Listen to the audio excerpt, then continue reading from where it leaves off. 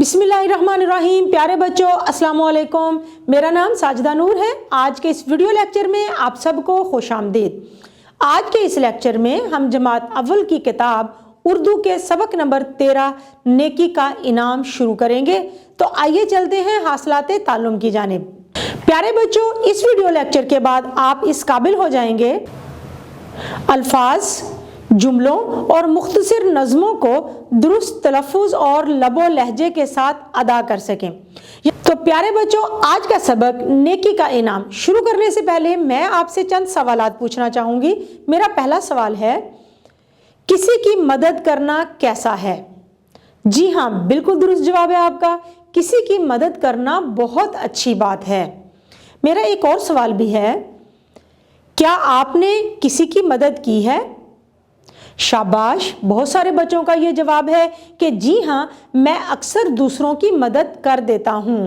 तो प्यारे बच्चों, सबक शुरू करने से पहले हम पढ़ेंगे ख़ास अल्फाज ताकि सबक की बुलंद ख़वानी करने में हमें आसानी हो। तो ख़ास अल्फाज हैं जेब खर्च, मंजर, तोहफा, सालगिरह, दुकान। तो प्यारे बच्चों, आइए आप सबक की बुलंद ख़वानी करते हैं। प्यारे बच्चों, सफ़ा नंबर 69 पर हम पढ़ेंगे, असलम को उसके अब्बू हर रोज़ 20 रुपये जेब खर्च देते थे। असलम इसमें से 10 रुपये बचा लेता।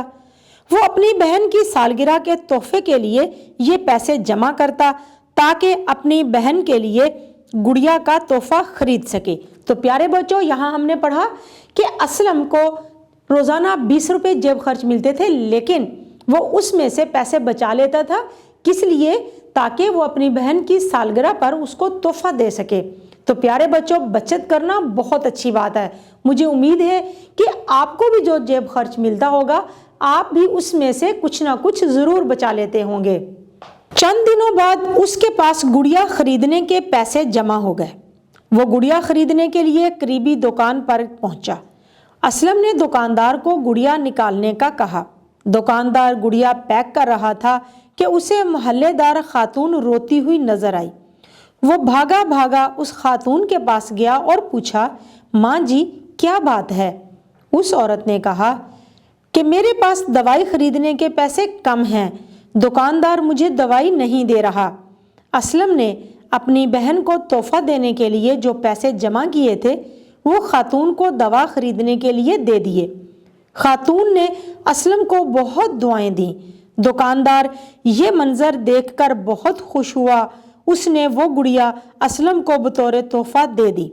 तो प्यारे बच्चों, इस पैराग्राफ में हमने पढ़ा कि किस तरह से असलम जब अपनी बहन के लिए उसकी गुड़िया का तोहफा खरीद रहा था, तो उसे अपनी एक मोहल्लेदार खातून रोती हुई नजर आ गई, जिसके पास दवाई खरीदने के लिए पैसे कम थे।